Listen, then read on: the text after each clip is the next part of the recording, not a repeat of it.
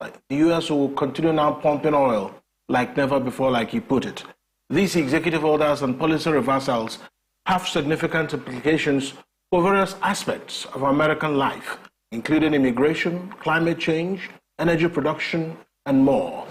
And then the question is, these reversals and latest executive orders by Donald Trump, how will it affect America's relationship with the rest of the world? This is the Eastern Eye. I'm Alex Obodo.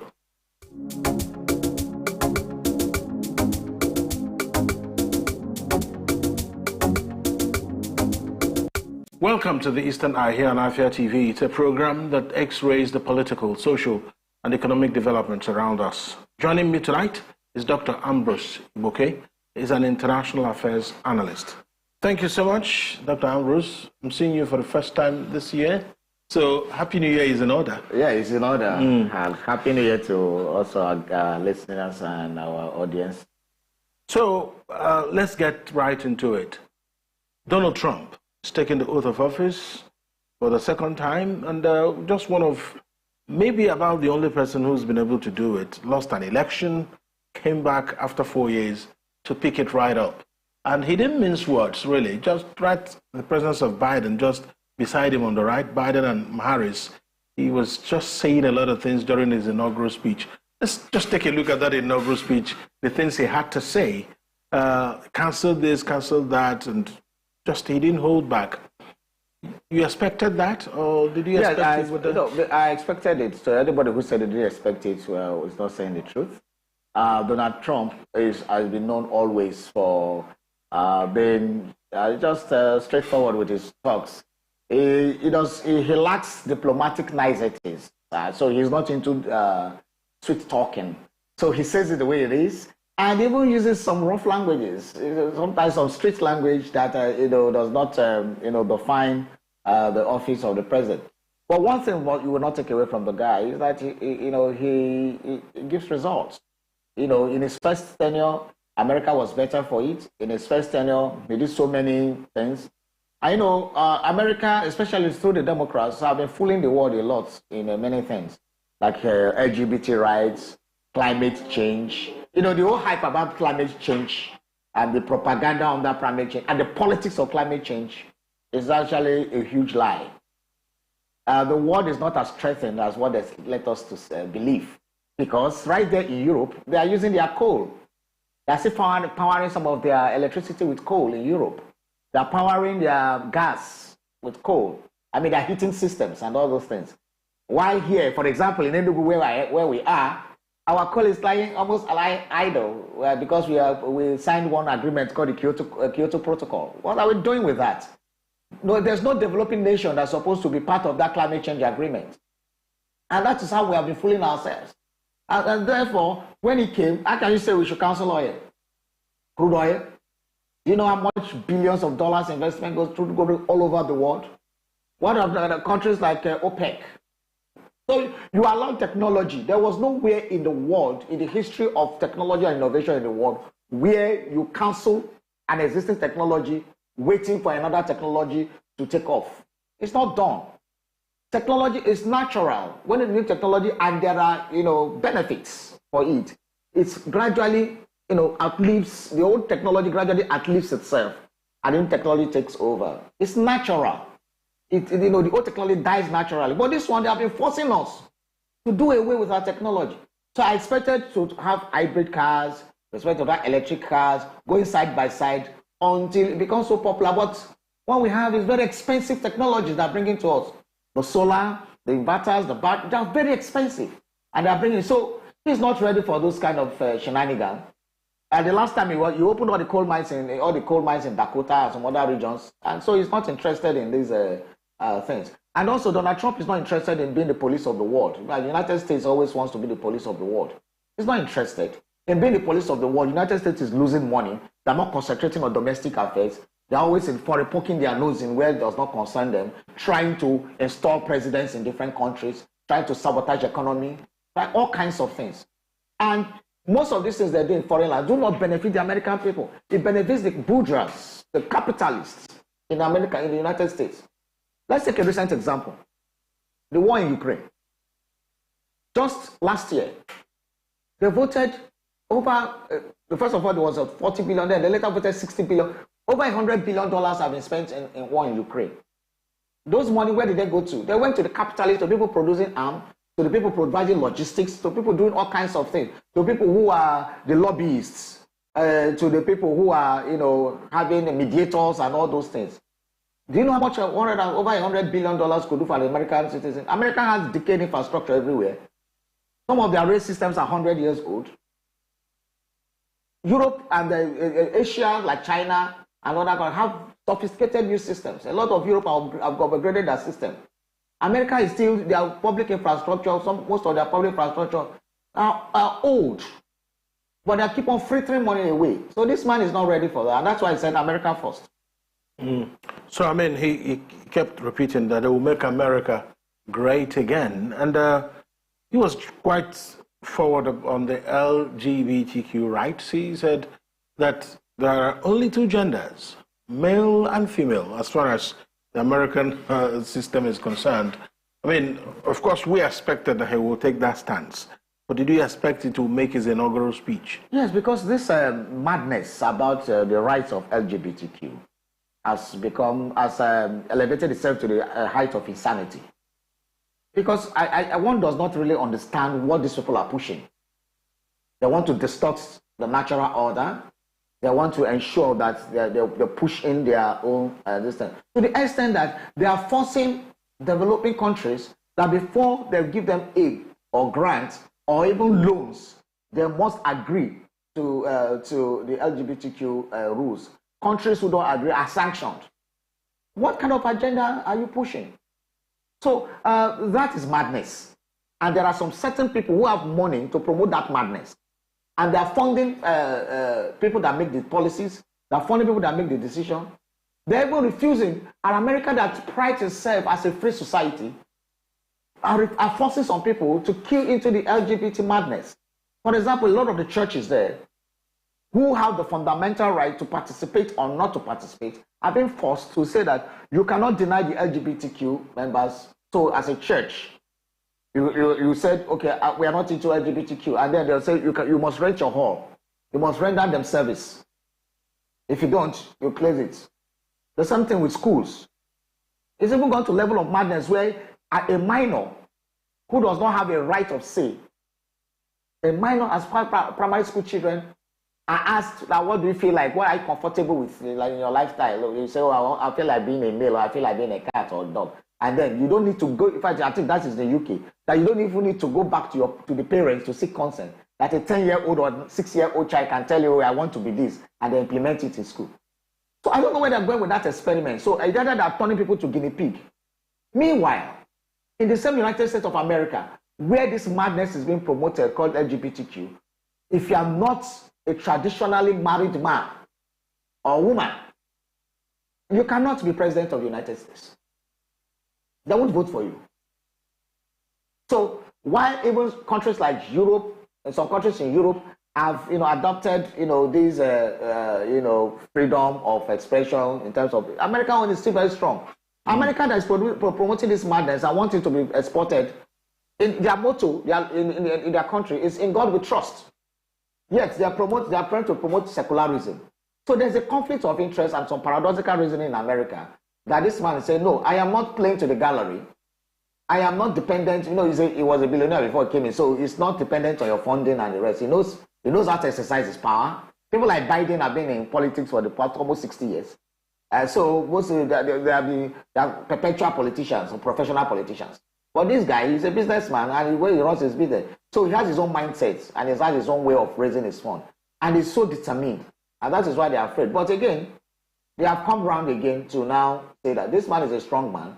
He knows what he's doing. Americans have compared his 4 years and compared Biden's 4 years, and they know that Trump's first 4 years were better. And they were like, okay, let's give him another try. Okay, now let's get to the issues that actually forged that comparison. The issue of he's declared a national emergency on the U.S.-Mexico border. There's also the issue of aiming to address immigration and border security concerns. But that's not the only thing, of course. you now know that if you are born in the US, that does not now automatically make you a US citizen. He's saying that that needs to change, that if you want to be an American citizen, that you need to earn it through the normal process. So what's your, because this is an aspect that will affect a lot of people from this region of the world, and specifically a lot of people from the southeast of Nigeria who have, for one reason or the other, gone into what we call Jackpot here, and they want to go and settle in the US. But some of them who maybe want to use some of the policies that were in existence may find themselves at the receiving end of Trump's policies now. How do you think this will pan out for people like this? I think for most of the nations on earth, there is this common law which says that where you are born, that's where you are a citizen. Even in the US and many other countries in the world, you can claim citizenship. I think even in Nigeria it applies. Now, some people are already saying they're going to challenge. Executive orders are not law. They are policies. Therefore, any of the policies that Donald Trump brings that is contrary, that runs contrary of the Constitution of the United States of America is going to be challenged. It's going to be challenged in court. And the court is the final arbiter. So some of these executive orders that he has given may not stand because some of them are actually against the Constitution. So the ones that are against the Constitution, they're going to challenge it in court. And some people are already preparing their brief. Some NGOs have come out to say, no, you can't do this. You are not even empowered as the president to do it. It's a constitutional matter. Therefore, you can't do it. So we know that some of this will be upturned. But when you come to immigration, this immigration policy is like that there are too many people in America who are illegal immigrants. And that most of them come through the Mexican border because it's their greatest threat. For Europe, their greatest threat is those who cross from the Mediterranean and then, and cross over from Northern Africa. And the next thing they find themselves, they are in Italy or somewhere. Now, for United States of America, the biggest headache they have is the Mexican border. And so a lot of immigrants have crossed the border. So it's affecting their policy. It's affecting their economic plan. It's affecting their GDP. It's affecting, fiscal and real planning. It's affecting the real estate. Because if you don't know your population, because most of these things are undocumented immigrants. So they are not captured in the system. And this American system is a system that runs with data. It's a system that runs with the numbers.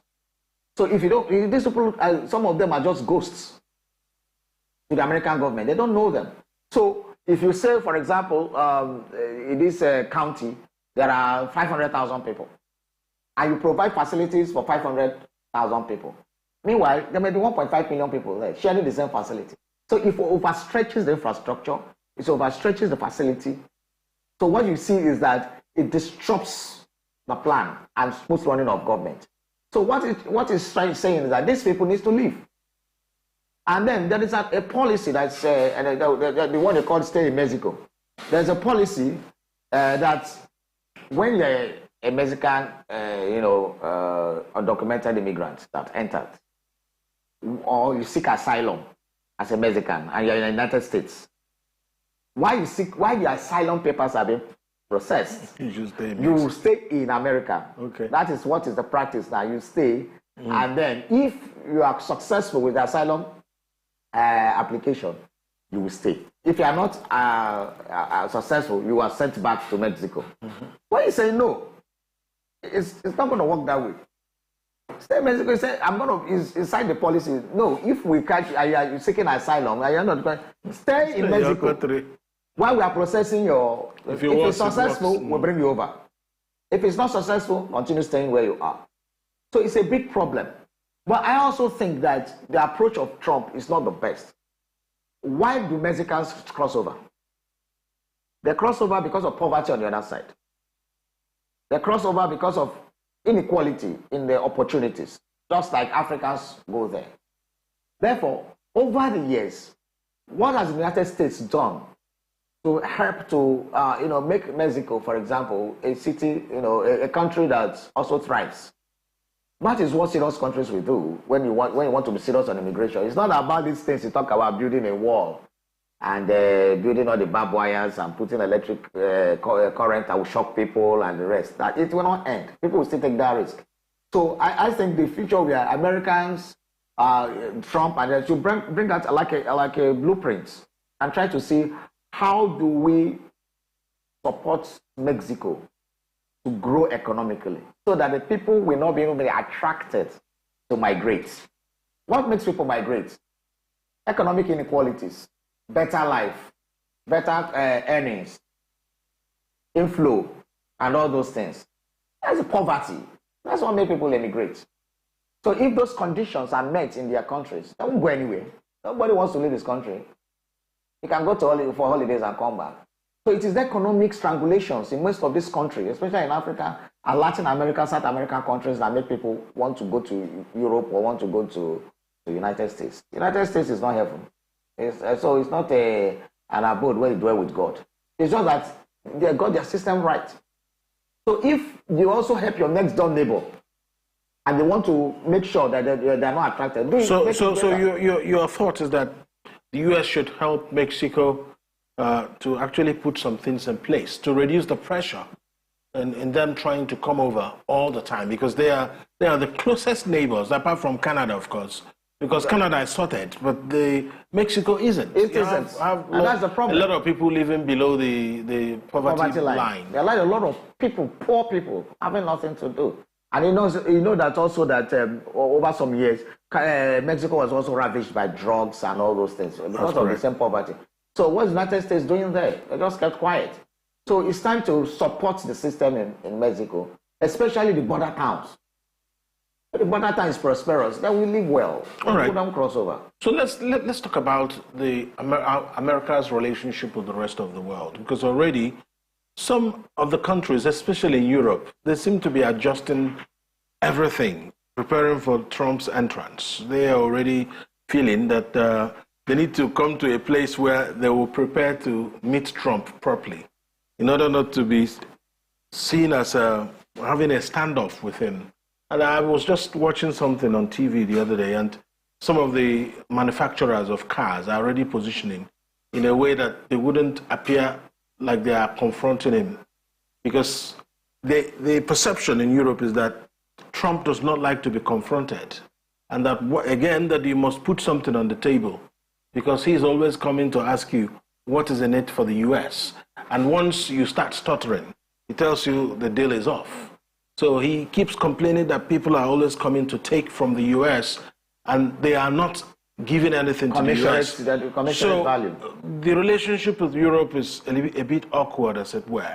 And one of the big pointers to that will be the Ukraine war, the Russia-Ukraine war. Do you think that that war might just end merely because Trump has come to power? Or do you think it's still a war that is ongoing and that will continue for many years to come? One of the things that have been happening over the years, just as I explained at the beginning, is that the U.S. is wasting money on things that does not concern them. And why they are doing this, they are frittering money away, while their citizens are suffering. Many infrastructure, many areas that are supposed to take care domestically.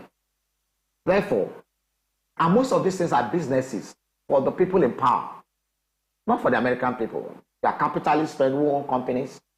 So they cost all this outside, send them to, be the people that will gain from it, and then rob the American citizens.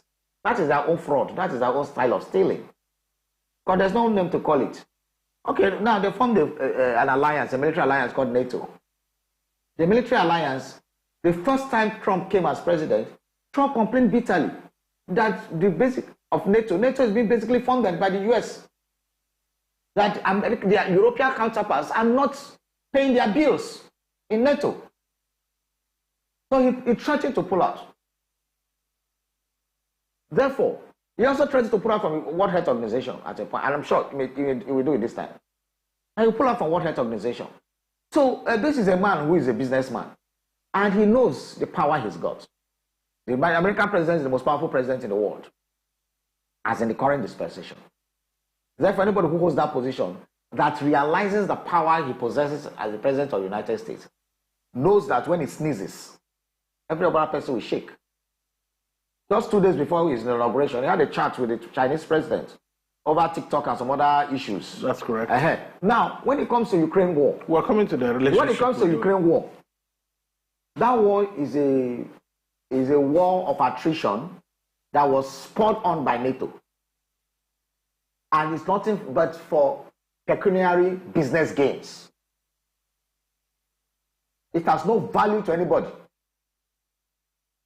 So they put a puppet there called Volodymyr Zelensky. And because before Volodymyr Zelensky came, there was a lot of war, there was a lot of riots, a lot of protests that ousted the Russian-prone guy, Lukashenko. And they put this guy that they could manipulate. Like some of the nonsense Zelensky is taking, I cannot even take it at my level. Why will you risk the life of your people? Because some people want to gain. Okay, look at the gas. Russia, Gazprom was supplying gas to Europe. Now, when the war started, some of the sanction is to cut off Russian gas. When winter came, the first year, everywhere was cold, no gas. People like Germany had to start using their coal factories, coal plants and all those to fire. Now, later, down the line during the war, America has to start selling gas to Europe 3 times the price that we're buying from Russia. Who was gaining from the war?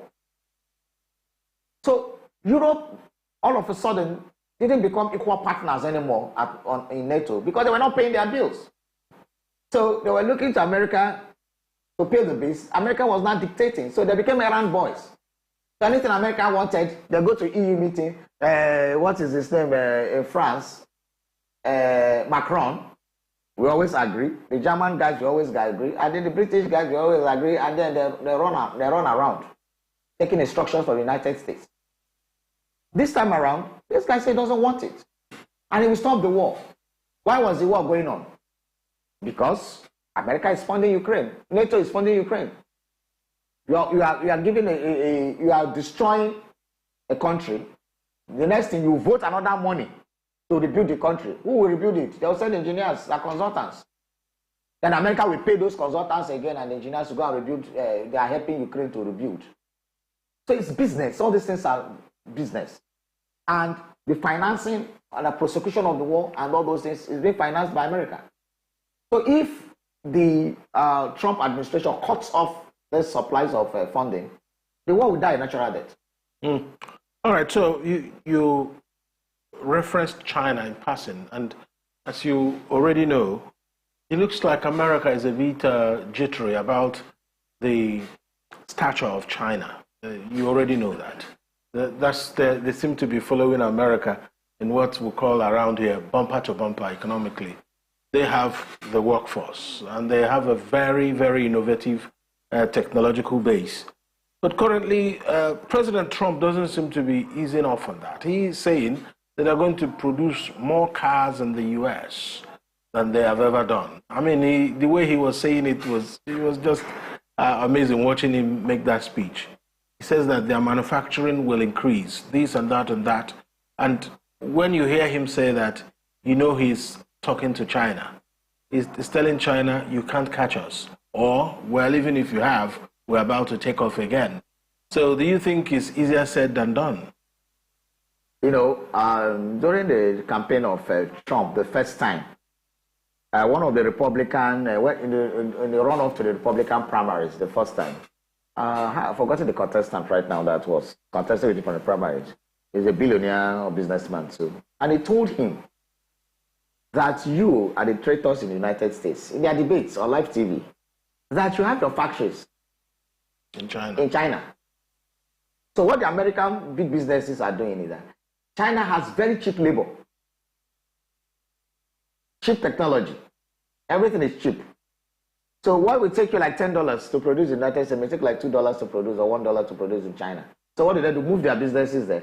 Produce goods, equipment, cars, utilities, whatever that is America is using. Produce them in China. American standard, of course. Give them specifications, they produce them, and then they import it to America for American use. And there is no commensurate export from America to China. That is the problem Trump is having. So his own is, if Chinese people want to sell in America, set up your factories in America. okay? Set up your production in America so that American citizens will gain from employment, America will gain from taxes, and the system will run well. Do not bring your goods and dump on me. That's what he's saying. So he's accusing China of being unfair.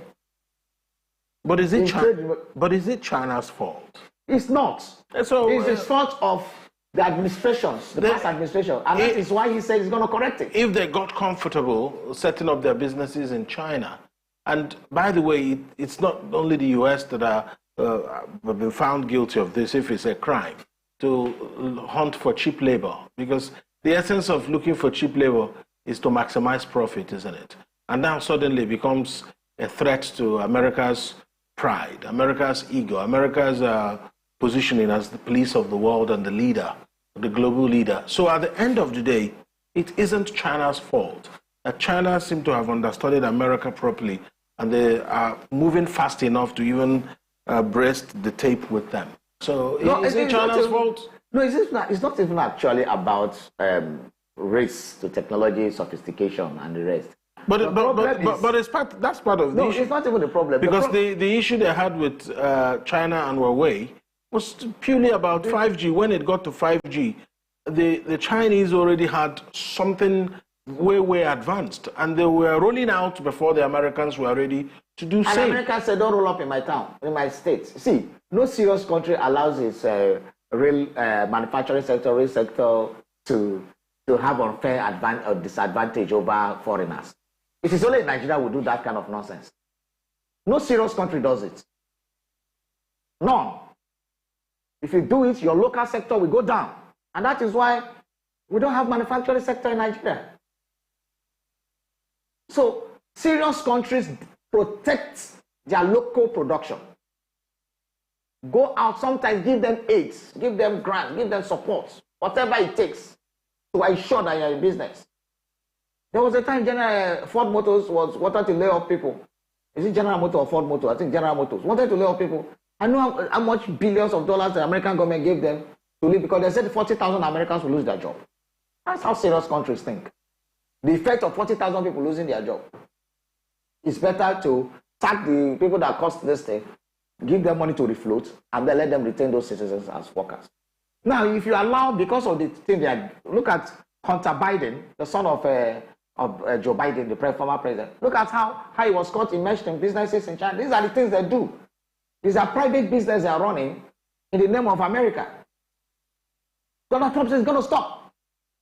Because you cannot take American manufacturing and outsource it. Then where will the people work? Where will the citizens work? What are the taxes? What are the revenues? So he's just saying, look, the same thing with China. China does not allow competition in their own place.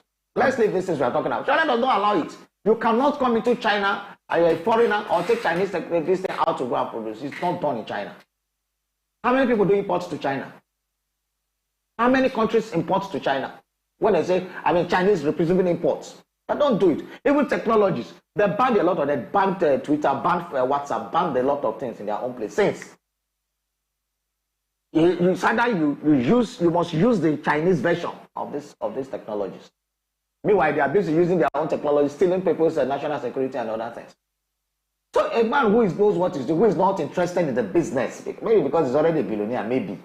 He's not interested in the business of making profit from all these things. But he's interested in how does America gain from it. The new sheriff has come to town with a new philosophy, and he said, look, it's not going to be business as usual.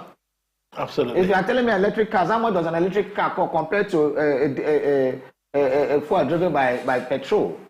You need to do the mathematics and not suffer my people. Okay, let's bring it home. Africa, anytime there's a new US president, people always worry, how will Africa benefit?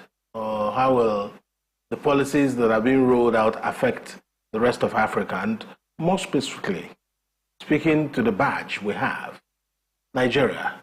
How will Nigeria fare under a Trump presidency? And how did we fare in the first Trump presidency? The first Trump presidency, President Trump was not impressed with Nigeria. That's where he used the word, please, NBC, I'm quoting. He called it shithole country, unquote. So for a president of another country to refer to another country like that. And he made up this thing, I think just before he met Buhari or immediately after he met Buhari.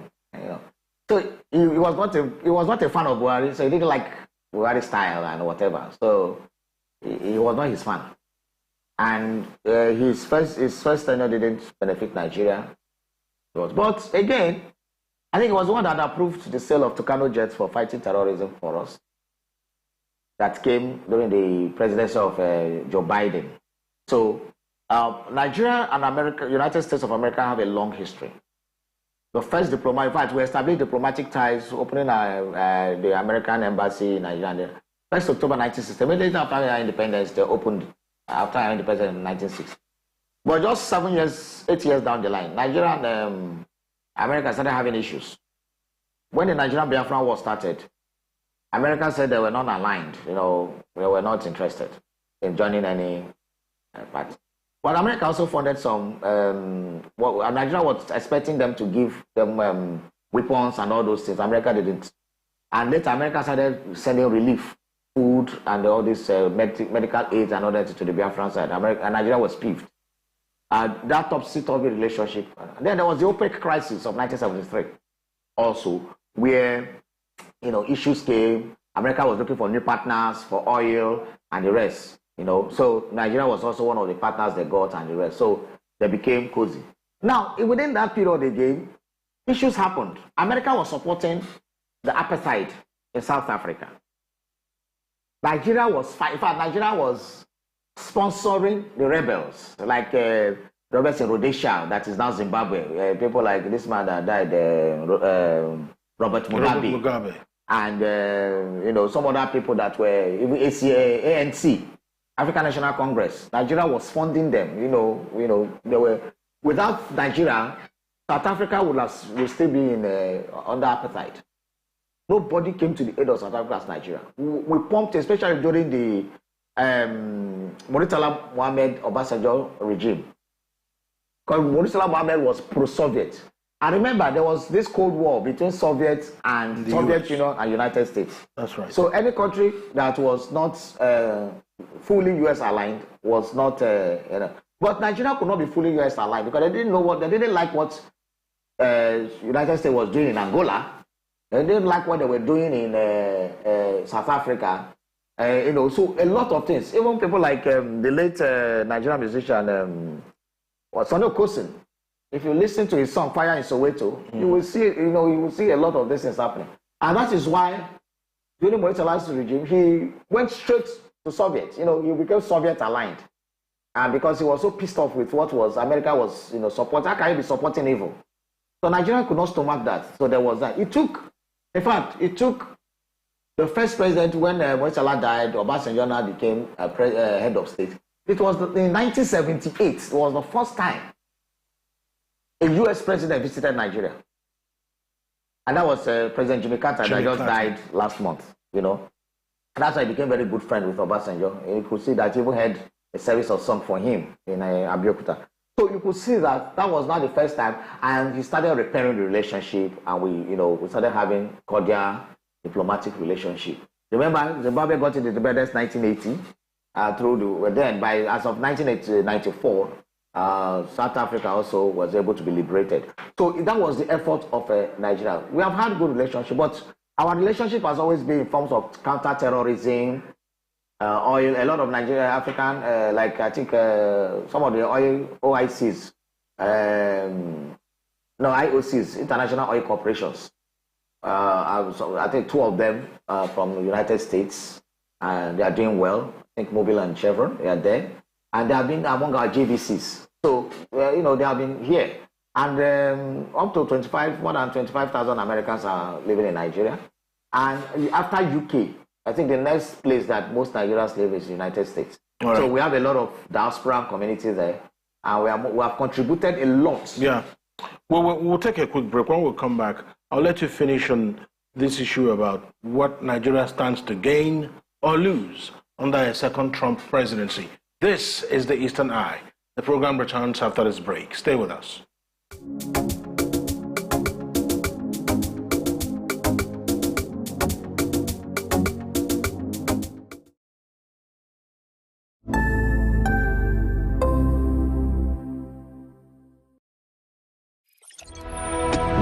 is the state of the continent of Africa? How shall we interact with the rest of the world? Are we going to relate with the world in terms of donations or in terms of trade? Africa must define what she wants politically. Africa must define herself culturally. Africa must define herself spiritually, because Africa has no choice but to move forward, and forward she will move.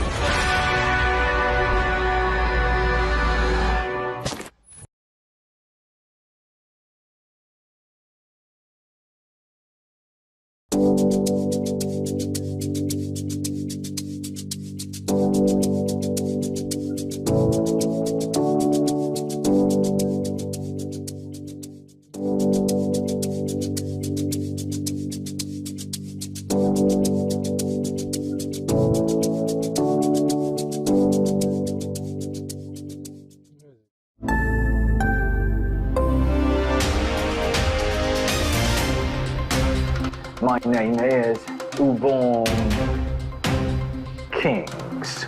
I am Marvelous Afamaga. I am Chioma Bakbala. My name is Ifunaya Ndule, but I'm living in market speaking.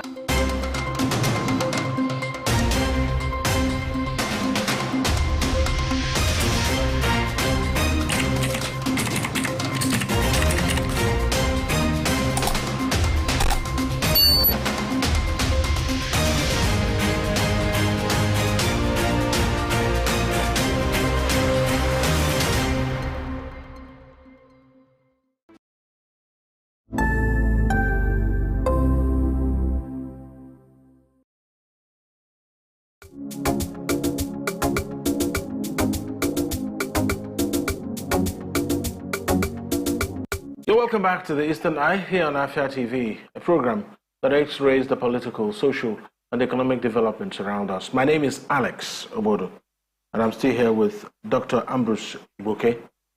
Nigeria will gain, Nigeria will not gain. What do you think will happen? It depends on Nigeria. Because let's put this in perspective. Lots of Nigerians want to go to America and stay. There's no hiding that. Lots of Nigerians who want to go and study, want to go and work.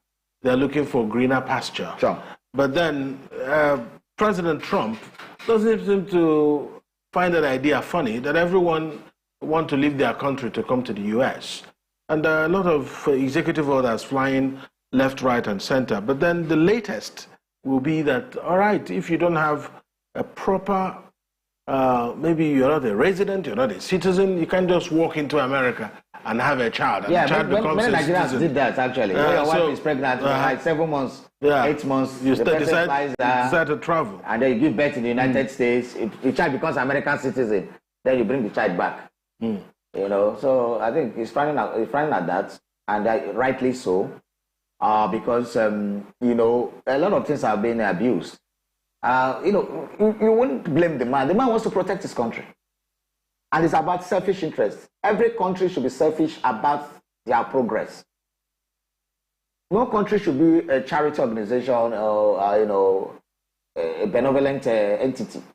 First of all, every country exists to protect the interests of its citizens. So that is taken.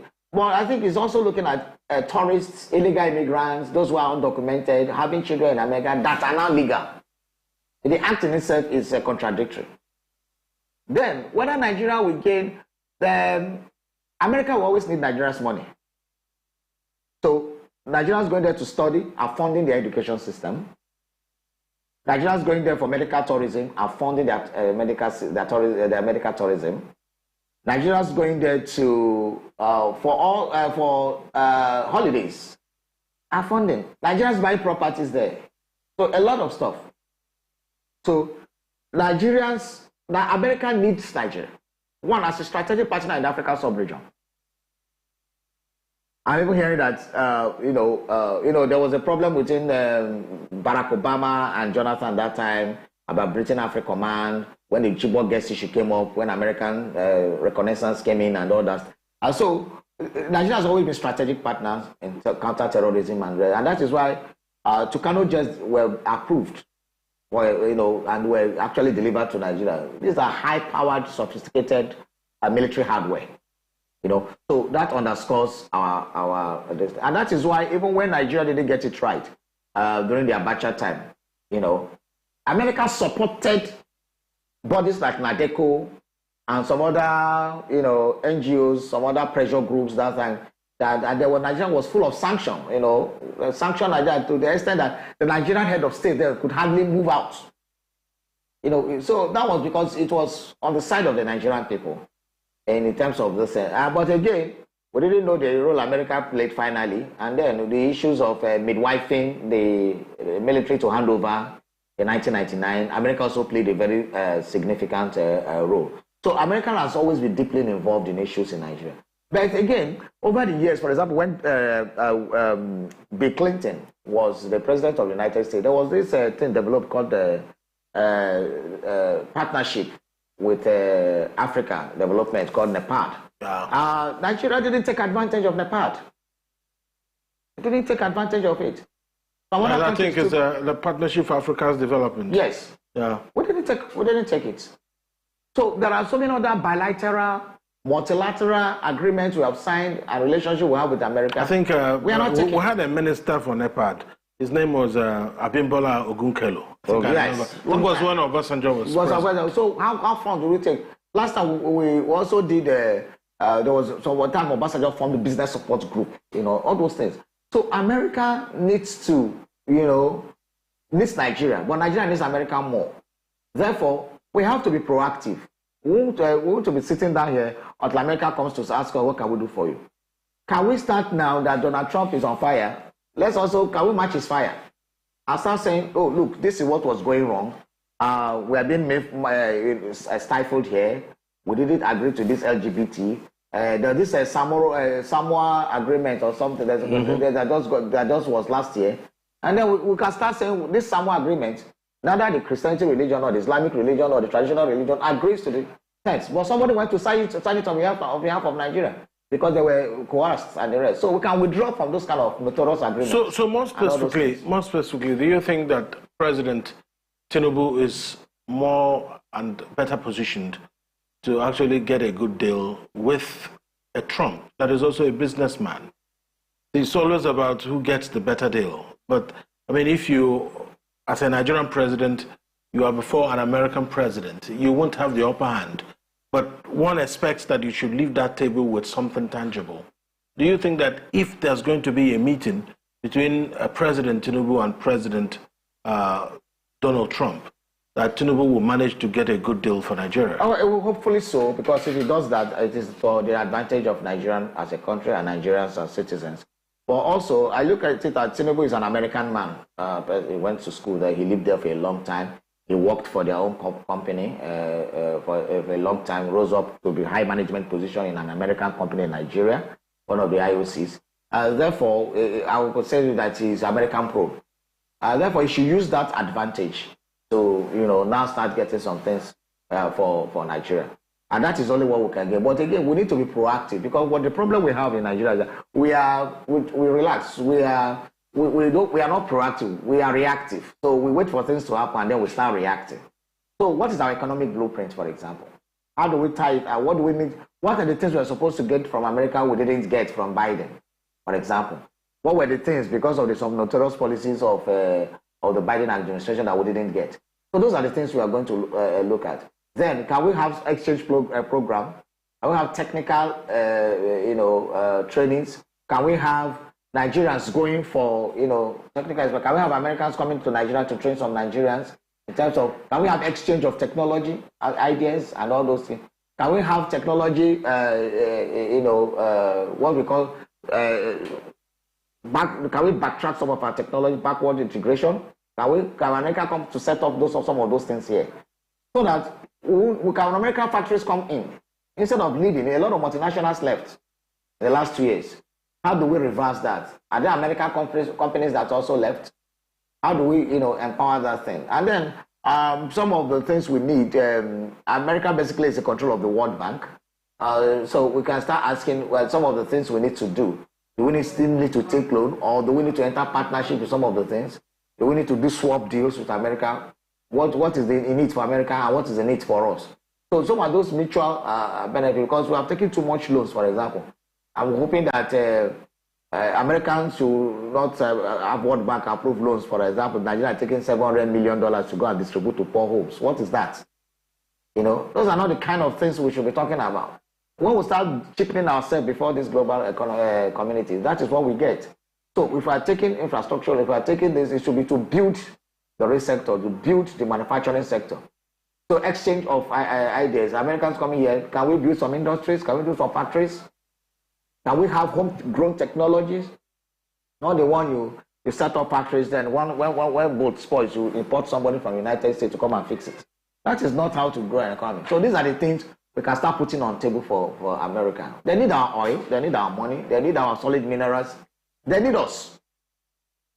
Although America is largely endowed, they need us too. Unlike Europe, that England has nothing. They don't know any natural resources. So they need us more.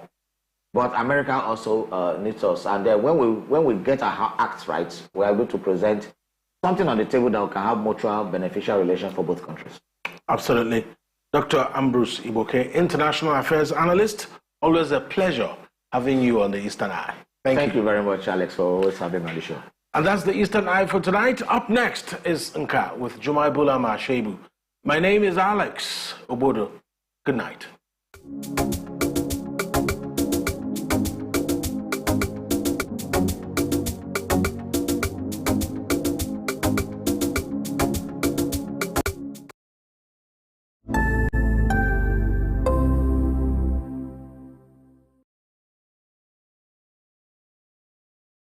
What are your thoughts on the spate of sex for grades in Nigerian universities? This very issue of owing salary should be criminalized. How can they amplify their voices? People don't have evidence. You want to get to know about it? Have to stay tuned right here on Afia Morning Show to get the pulse and the feel of that.